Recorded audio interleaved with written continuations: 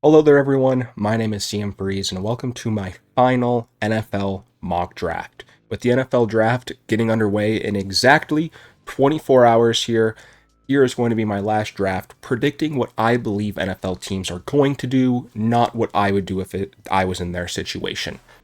So after the draft, I will be able to look back and see just how poorly I did, because I would be even happy if I got 8 picks right, 25%.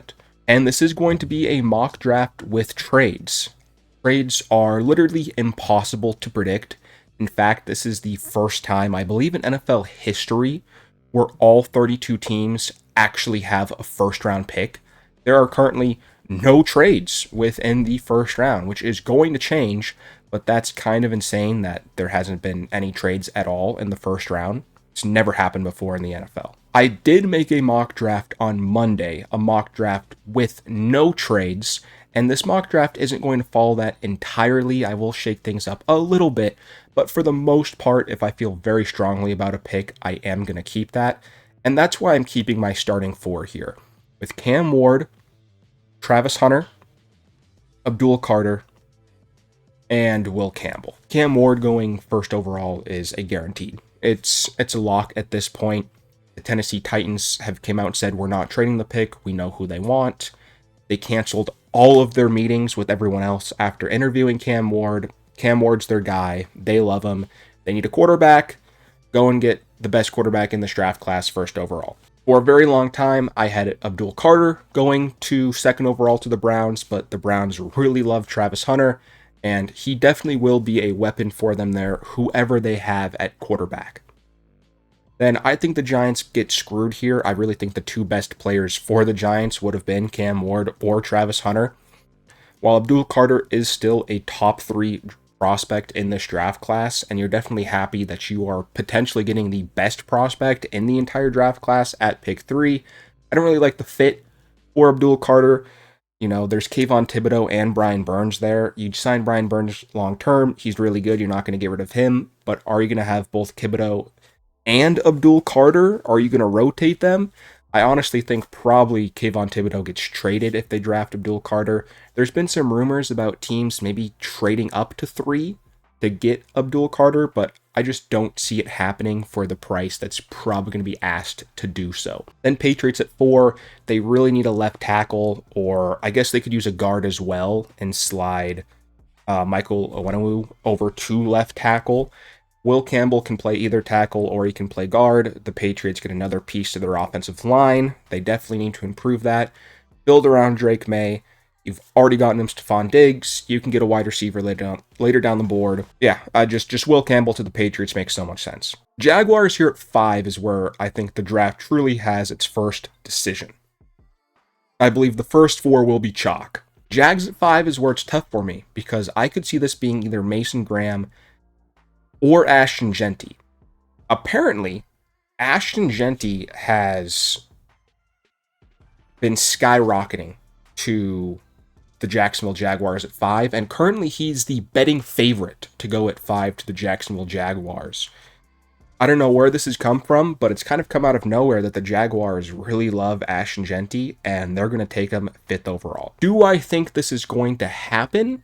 It's really tough to say, because they still do have Travis Etienne on their team, and Etienne had a really good rookie season and a really good sophomore season. Now, last year, definitely declined, did not look as good at all, but when you look at the Jacksonville Jaguars, I just think Mason Graham fits their needs so much. Mason Graham can help them in the run game when you already have Trayvon Walker and Josh Allen off the edge. That defensive line could potentially become one of the best defensive lines in the league. Mason Graham's one of the safest picks in this draft class. Very incredibly high floor. He's one of the safest picks. He's not going to fail. He's going to be a great run blocker. It's just really tough. You know, this could also be Tedero McMillan as well. Jacksonville Jaguars need more wide receiver help. This is the first true pick where I don't know what to do. Like, I don't have a clear, okay, this is going to be the guy. Like I said, Vegas and everyone is really having Ashton Jeanty being here, but when you still have Travis Etienne on the team, and he was really good for you in back-to-back seasons, and he was T-Law's teammate, It just really makes you question things. This also could be a sneaky Tyler Warren spot. They currently don't have a tight end. How much do they love Tyler Warren? This could be so many things here at 5. Like I said, I think the safest pick is Mason Graham, and that's what I'm going to do. And then I'm going to have Ashton Jeanty going to the Raiders, chalk as always. And then I'm going to have Tyler Warren going to the New York Jets here at 7. I think if Jeanty's on the board at 6, he is hands down getting taken. And honestly, I think you could probably interswap Mason Graham and Ashton Jeanty. I think if Ashton Jeanty does go at 5 to the Jacksonville Jaguars, then Mason Graham will probably go at 6 to the Las Vegas Raiders. Maybe the Raiders take Tedero McMillan, or maybe they take offensive lineman Armand Membu. But if Jeanty's here at 6, he is hands down going to the Raiders at 6. And then I've been giving the Jets Tyler Warren. The Jets love Tyler Warren. It's either going to be Tyler Warren or Armand Membu. It's going to be one of the two. I just think Tyler Warren makes a lot more sense for the Jets and their current situation. And then Carolina Panthers here at 8. It's been Jalen Walker all day. Jalen Walker is the heavy favorite to go here to the Carolina Panthers at 8. It's reported that the Panthers love Jalen Walker. I think he would be an excellent fit for them and be great for them. But I don't think it's set in stone. They could go Tedero McMillan and try to give Bryce Young a true number 1 wide receiver. They could even go Armand Membu if they want more offensive line help. They could use a corner. This could be Jahid Barron or Will Johnson here. I will go Jalen Walker. Like I said, that's kind of what the consensus is right now, but it could be other things. Huge question mark is the New Orleans Saints here at 9. How serious is this Derek Carr injury? The Saints have come out and talked about it. I know the owner or the GM came out and said, yeah, I know Derek Carr's hurt. Maybe the Saints are trying to underplay this injury and underplay how much they do love Shedeur Sanders. I think that's very much a possibility. Is a team also maybe going to try to trade up with the Saints in order to steal Armand Membu, who would definitely be going to, I think, the Bears here if he is there at 10? That's another very good question. Maybe a team really wants Tedero McMillan. There are players that can be afforded to be traded up. When you look at the Saints right now, who already gained draft capital from trading away Marshawn Lattimore, do they need even more draft capital is the thing. But who knows? Maybe the Saints don't love anyone here. It's kind of really tough to tell. I think Tedero McMillan would be a great fit for them. I think Will Johnson would be a great fit for them. And maybe the Saints don't want to lose out on one of these prospects. But if you're thinking that you could still get Shedeur Sanders, maybe Shedeur Sanders is your guy. If you're the Saints, you're like, okay, I don't think the Colts, I don't think any of these teams behind you are going to take Shedeur Sanders. So maybe you can afford to trade back if Shedeur Sanders is your pick. I think here with the Saints at 9 is probably one of the true first realistic trade-up spots. It's just who's going to trade up, right? The Miami Dolphins are a team that do have a lot of draft picks. I believe they're one of the most draft capital teams in the league. And if that's the case, maybe they want Armand Membu, and they don't want the Cowboys, the 49ers, or the Chicago Bears taking Membu from them. Maybe the Dolphins want a corner. They are in talks about trading away Jalen Ramsey. And if that is the case, and they are going to trade away Jalen Ramsey for draft capital, if you're the Dolphins, you're thinking, okay, we already have a ton of draft capital.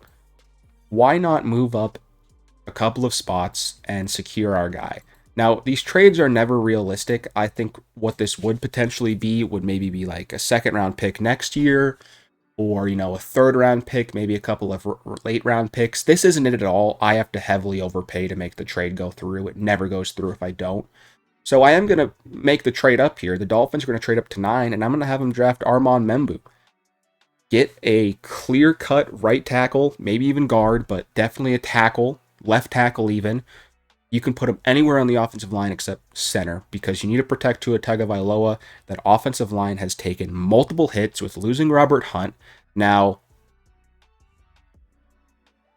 Armstead, who's been your left tackle for forever, has retired. You desperately need to upgrade this offensive line. Go out and get the best offensive lineman available. And maybe even Kelvin Banks Jr. isn't on the board at 13. You know, the Bears were expecting them to take Membu. What if the 49ers or the Cowboys take Kelvin Banks Jr.? You just can't risk it. You have a lot of draft capital. Move up just a couple of spots, it'll only cost you, what, a second or third round pick, secure your guy. And Bears at 10, they're probably pissed off. They just had Armand Membu swiped right in front of them. And I think if that is the case, then they would definitely go edge rusher with this pick here. And I think the Bears could also potentially go offense here. I don't think Amarian Hampton is completely off the board here at pick 10. I really don't. Do I have the balls to do it? I do not. But I seriously could see that happening. I think here at pick 10, Michael Williams seems like such a Bears pick here if there's no offensive lineman on the board. Michael Williams is 21 years old and has the potential to be an absolute freak off the edge.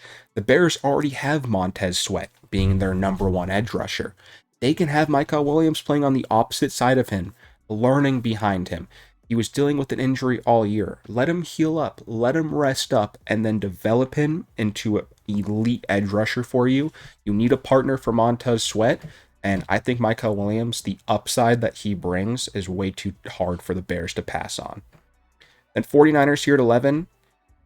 The rumor right now is that the 49ers love Walter Nolan. They desperately need a defensive tackle. Pair him next to Nick Bosa. That could be a desperate threat. Walter Nolan's biggest issue has been character concerns. 49ers don't care about that. And also, I've also been seeing a lot of people saying, well, maybe he's just young and immature. You know, he's just been bouncing around from school to school. I bet he's going to love it there in San Francisco. I see Shedeur McMillan still on the board here, and I just don't know how the Dallas Cowboys can pass that up. You look at Shedeur McMillan, who's just a big-bodied wide receiver who I think will complement CeeDee Lamb very well. I've heard a lot of people say that Matthew Golden here to the Cowboys at 12 also makes a lot of sense, which I don't disagree. I think either of these wide receivers work, but offensive line could also be in play too. I do, knowing the Cowboys, Jerry Jones came out and said he wants to make a splash pick, right? He wants all eyes on him. What's the pick here that puts all eyes on you? Shedeur McMillan. That's really what I think. You go out and get arguably the second best wide receiver in this draft class. You pair him right next to CeeDee Lamb. You got two big body guys. CeeDee Lamb's going to be able to get open with his amazing route running. Shedeur McMillan, you're going to have to put your biggest guy on Shedeur McMillan, meaning that CeeDee Lamb's going to have smaller guys on him, and it's going to work out perfectly for the Dallas Cowboys. Then Saints here at 13, like I said, they traded back, and Shedeur Sanders is right there for him. They were able to get more draft capital. Shedeur Sanders is still there. Like I said, who knows how serious this Derek Carr injury is going to be. Shedeur Sanders could fall further than this. I really think he could be. But quarterback's just the most important position. The Saints have been linked to Shedeur Sanders. In fact, he's the betting favorite to go at 9 overall to the Saints. So if you can trade back and still get Shedeur Sanders, I don't think there's going to be any complaints at all. Then the Colts here at 14. I think this is between two people here, and it's Kelvin Banks Jr. and Colston Loveson. I do also think that potentially Jaheed Campbell's in play here, but there are reports that he might not be ready for the start of the season, which obviously isn't good if he has a lingering injury going around. And we have seen before where a player has had injury concerns, and that's made him fall significantly. Typically, one or two players who are first-round talents fall down the board, fall into the second round. It usually happens every single draft. You'll see one or two guys who are locks to be first-round picks, but then it came out that they had a lingering injury, so they fell to the second, and teams were concerned about that. That could be Jaheed Campbell this year. So if you're the Colts, I think this is either Colston Loveson or Kelvin Banks Jr. What's more important to you, offensive line or tight end? I know that Colston Loveson is the favorite to go here. Every single year, we always mock the Colts at tight end. Every year, we mock the Colts at tight end, and it never happens. It never does. However, I think this might be the year where it finally happens. I usually have Colston Loveson falling more than this, but it's reported that some teams just love Colston Loveson. And, you know, if they do, he was trained by Harbaugh himself.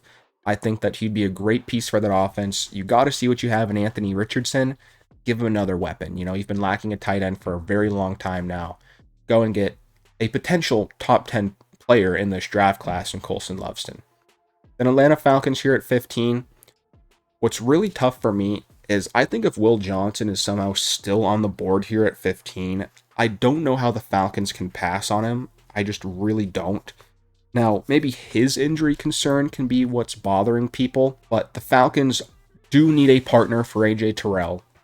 I know they signed Mike Hughes, but it's not like Mike Hughes is anything special. This is really tough for me. I also think that Mike Green is a great pick for the Atlanta Falcons here. I also really like James Pierce Jr., but with just Will Johnson being there, do the Falcons say, you know what, Will Johnson has fallen to us, let's give AJ Terrell a buddy? It's just so tough for me. I'm going to go ahead and give him Mike Green, but if Will Johnson's here at 15, I just don't see how the Falcons pass up on him. At the end of the day, that's just kind of what's tough for me. Same here with the Arizona Cardinals, man. If Will Johnson has fallen to the Cardinals here at 16, this Cardinals pick here is tough for me because it could be so many things. They already have so many young corners on their team. It's like, do you want to add another young corner to your team? It's tough. I think that this should be defensive line. I really do. This also maybe could be Matthew Golden. Maybe you want to give... But I just don't see it. But it could be, I think offensive line is also very much in play here. Maybe it's Kelvin Banks Jr. Maybe you want to put him in at guard. And I know that they have Jonah Williams playing tackle, but he's typically always hurt, and he hasn't been the most reliable. I believe that there are many options here for the Arizona Cardinals. They could just go best player available on their draft board, which could be Will Johnson. This one is actually really tough here for me. I think the best fit for the Cardinals would be Walter Nolan, but Walter Nolan already went off the board. So is there a team that desperately needs a corner? Now, when I originally did a mock draft, I actually didn't have this happening. But maybe the Cardinals say that there isn't great value here with this pick, and with Will Johnson falling, does Harbaugh, who has a lot of draft capital, make a move for his guy? See, this wouldn't be it. Like I said, I think it'd probably be like a third-round pick, maybe a second-round pick next year. But does Harbaugh make a move to go get Will Johnson? Like I said, I have not had this mocked, but just looking at it, the Chargers need a corner. Harbaugh pairs himself up with a Michigan guy. Usually I have Colston Loveson going to the Chargers. But if Colston Loveson is already off the board, and Will Johnson is following in this situation, and there's no one on the board who the Cardinals are in love with, why not go trade up 6 spots to get your guy in Will Johnson, someone that you have coached before, have won a national championship with before, and instantly plug him in and hopefully be the QB or the corner one, the DB1 of the Los Angeles Chargers, who are lacking in the corner department.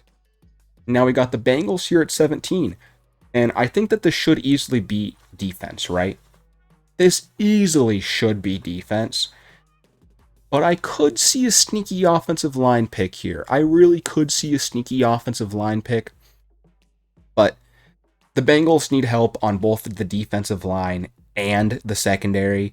So honestly, I think if the Cincinnati Bengals are just going to take whoever the best player available is on their draft board, which I am going to give the Bengals Shedeur Stewart. The Bengals do like to draft developmental picks. And I think Shedeur Stewart, who has absolutely freak athleticism and is a big-bodied guy, could wreak havoc next to Trey Hendrickson. If the Bengals are truly serious about re-signing Trey Hendrickson, maybe they're like, hey, Shedeur Stewart would be a perfect complement for him because their best guys are going to have to be on Trey Hendrickson, and give Shedeur Stewart, who is 270 pounds and can move and is so explosive off the edge, some of the best athleticism we've ever seen from someone who's 270 pounds, that's going to be just a havoc on the other side of Trey Hendrickson. I don't think, if they aren't going to re-sign Trey Hendrickson, I don't think Shedeur Stewart's a good pick, being an edge 1, but being an edge 2, and being able just to dominate on the opposite side that Trey Hendrickson is, I think that's a very, very good pickup for the Bengals. Then the Seattle Seahawks here at 18, I think Kelvin Banks Jr. just fallen into their lap. They desperately need offensive line, and Kelvin Banks Jr. is just right here. He's someone that could easily go up here in the early teens, maybe even top 10. I don't think so, but could. And he's just fallen down the board a little bit. He could go a couple of spots earlier. I think the Seahawks get a steal here. And then the Tampa Bay Buccaneers here at 19, I've constantly given him Jaheed Campbell, but like I said, those injury concerns do concern me a little bit, so I'm just going to go Jaheed Barron here. They need to get better in the secondary. Their defense lost multiple pieces this offseason. Jaheed Barron is someone who is potentially even seen as a better corner than Will Johnson. I know he's been getting a lot of hype recently, and I think the Tampa Bay Buccaneers will notice that. And the Denver Broncos here at 20, easily Armarion Hampton. I think the Broncos could even potentially trade up for Hampton, and honestly, I'm going to be real with you, I think Hampton goes before 20. I just don't know who takes him. Hampton, in most draft classes, would be considered the RB1. Just unfortunately, Ashton Genty's in this draft class. I think of a couple of years ago when it was BJ Robinson and Jahmyr Gibbs. They went at 8 and 12. I think that's a very, very similar situation of this year. I just don't know where Hampton would go because a lot of these teams could potentially take Hampton. Maybe a team trades up for Hampton. I think that's a very real possibility. And the Steelers here at 15, I think that Matthew Golden has just fallen into their lap. Matthew Golden, I think, would be an incredible fit there in Pittsburgh. They already got DK Metcalf and George Pickens, two big-bodied, go up and get it, very similar type wide receivers. Now you got Matthew Golden, who's got the speed, who's got the route running, who complements DK Metcalf incredibly well. George Pickens is probably going to get traded because of this, but the Steelers should get maybe a second-round pick for it. The Steelers could get something pretty good for George Pickens, and I think Matthew Golden will complement DK Metcalf incredibly well. Then the Cardinals here at 22, they've traded back, and I think that this would probably be either Tyler Booker or Derek Harmon. I've been giving Derek Harmon to the Cardinals for a very long time. I think he makes a lot of sense there. They just signed Calais Campbell and Damian Tomlinson to play on the defensive line, but Calais Campbell's just a one-year deal. You need a young defensive tackle in there, and Derek Harmon's going to get to learn behind both Tomlinson and Calais Campbell for a season, and then going to be a starter in year 2. I think he's going into an incredible situation there in Arizona. And then here we are, Green Bay Packers here at pick 23. Unfortunately for them, none of the edge rushers have really fallen to them. Like, is this going to be James Pierce Jr.? I don't know. He doesn't really seem to fit that Green Bay Packers sort of build. This could easily be a corner as well, but Jaheed Barron and Will Johnson are both off the board. I really honestly don't know what this is going to be from the Green Bay Packers. So, what I'm going to do is I'm going to do another trade where I'm going to actually have the Baltimore Ravens here trade up with the Green Bay Packers. It is reported that the Baltimore Ravens actually love Malachi Starks and desperately want him.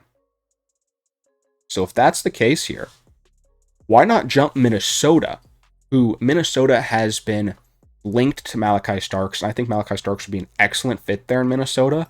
Jump Minnesota and steal Malachi Starks for them. It would probably only cost you like a 3rd-round pick to do so. You're only jumping up 4 slots, but you get your dream guy in Malachi Starks, who you don't think's probably going to make it past the Minnesota Vikings. So now, all the trades I've done here, I've done 3 trades. I had the Dolphins jumping the Bears to steal Membu, who I think the Bears were going to take. And then I had the Chargers jumping up 6 spots to get Will Johnson because one of these guys surely would take him. And now I'm having the Ravens jumping the Minnesota Vikings to get Malachi Starks. And now the Vikings here just lost out on their guy. And I'm sure they're pretty pissed off. They still have Nick Emenuwaru here, though, who is a great, great safety prospect. A traditional strong safety, which the Minnesota Vikings are lacking.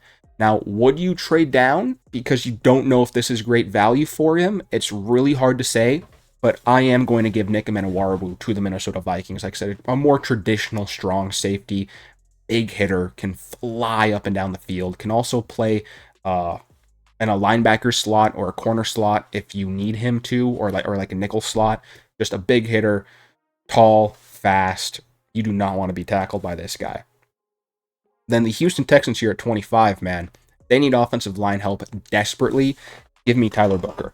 Their offensive line's absolutely in shambles. Josh Simmons could be in play here as well, but I'm just a little worried about his injury concerns. Tyler Booker doesn't have them. You go with the safe pick here. Now, Rams here at 26. This could be the Jaheed Campbell slot here. Like I said, you're worried about injury, but the Rams have a luxury of they already have some really good defensive linemen and a couple of good linebackers, right? Jaheed Campbell can come in, and Jaheed Campbell doesn't have to start right away. If he is going to be injured to start the season, the Rams can afford that luxury. The Rams have proven that they can develop young guys like that. You look at Jared Verse last year. I forget who they drafted in the second round, but he was from also Florida State, who they developed really well. The Rams have a luxury to wait a little bit on Jaheed Campbell, and he falls to them at 26. Then you got the Packers here at 27. Like I said, I just don't think James Pierce Jr. is a Packers player, but Donovan Inzarike, he definitely is. Well, I think James Pierce Jr. is probably a better prospect overall. Just the Packers have a very specific type of player that they draft, and just I don't really think James Pierce Jr. is that. I like Donovan here to the Green Bay Packers, which means that the Detroit Lions can then go ahead and get James Pierce Jr. I think this would be phenomenal if this happened for the Lions. I think that they would be ecstatic that this happens. They get one of the best edge rushers in the class at 28. I think James Pierce Jr. is going to be an absolute stud. Then the Washington Commanders here at pick 29. I think that this could be a trade down spot. The Washington Commanders only have 5 picks in this NFL draft, and back-to-back edge rushers just went off the board, who I think the Commanders would have loved to have. This could also be corner. They are lacking in corner, and someone who's apparently attending the draft is Maxwell here from Kentucky. He is incredibly fast. He's a little bit smaller for corner. I would prefer a corner to be, over 6 foot. This Commanders pick is actually really tough here for me because there isn't anyone that stands out. Usually there is. Usually I give the Commanders either a defensive tackle or an edge rusher. Like I said, this could also be a safety, but I think the Commanders are in a luxury to trade down. It's just who would trade up. It would obviously be someone at the top of the second round. Who makes the most sense to me is the New York Giants trading up for Jalen Milroe. But there's no way in hell the Commanders would let the Giants do that. I think the Giants do want to trade up. It's just, will the Commanders allow them to trade up? I don't think so is the thing. Like, they're trading up for a quarterback. Why would the Commanders let them trade up for a quarterback? But then who would the Commanders stick here and pick? I mean, maybe Ikem Ekwonu. If I know that they have Deebo Samuel, and I know that you have Terry McLaurin, but Deebo Samuel isn't going to be there long term. I could see this maybe, like I said, I could see this being Ikem Ekwonu or Lutheran Bader. I think Lutheran Bader would actually work really well with Jason Daniels from LSU. But Deebo Samuel kind of is already doing what Lutheran Bader would do. I'm just going to go Ikem Ekwonu and not think about it. I don't like that pick. I think the Commanders would trade out of this, but if this is how the board went, but I'm just going to stick and pick. The Buffalo Bills, though, I am going to have the New York Giants trade up with the Buffalo Bills. I think the Giants they want a quarterback, and I do think 3 quarterbacks go in the first round. I really do. I do think a team will trade up for a quarterback, and I just think the New York Giants make more sense because the Browns have pick 33. They don't need to trade up because what I'm saying is if no quarterbacks go in the first round and it's just Cam Ward and Shedeur Sanders, then they can draft whoever they want at 33.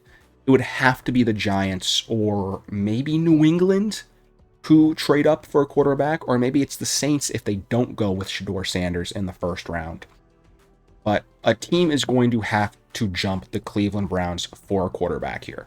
But I'm going to have the Giants trade up in the first round to go ahead and draft Jalen Milroe. Jalen Milroe is at the draft, and I think he's at the draft for the reason. Everyone saw what happened to Will Levis a couple of years ago. They don't want that to happen to them. They don't want to be the quarterback that sits there the entire time. I think a team has informed Jalen Milroe that they are probably going to trade up for him. Who knows if that actually happens, right? But I do think Milroe will go in the first round. I think it makes sense for the Giants to trade up for Milroe. You get the 5th-year option on him. and you don't allow anyone else to trade up. Maybe the Browns were going to trade up in the first round and do this, but you just make sure that you do it before them. Then the Chiefs here at 31, Josh Simmons has been linked to them. They really like Josh Simmons, and they need an upgrade on the offensive line. And then this has always been the hardest pick for me. I have no clue what the Eagles are going to do with this pick. I really don't. This could be so many things. This could literally be so many things here. Shoot a barrel in a hat, you know? This could be a ton of things. I'm really torn here. Let's just go with Maxwell, right? Like I said, he's in the draft too. Let's just make it fun for everyone. You don't want Maxwell to get screwed out and be the only guy who attends the draft and not get drafted. Let's make his day happy, right? Even though I highly doubt that's going to happen. And this has been my mock draft with trades. I made 4 trades. We'll see if any of these trades happen. We'll see if any of these picks happen. Like I said, my goal is to get 8 right. I'm hoping that I nail these first 4 here, and then we'll go from there. So anyways, guys, this has been my draft. Let me know if you agree or disagree in the comments down below, and peace out.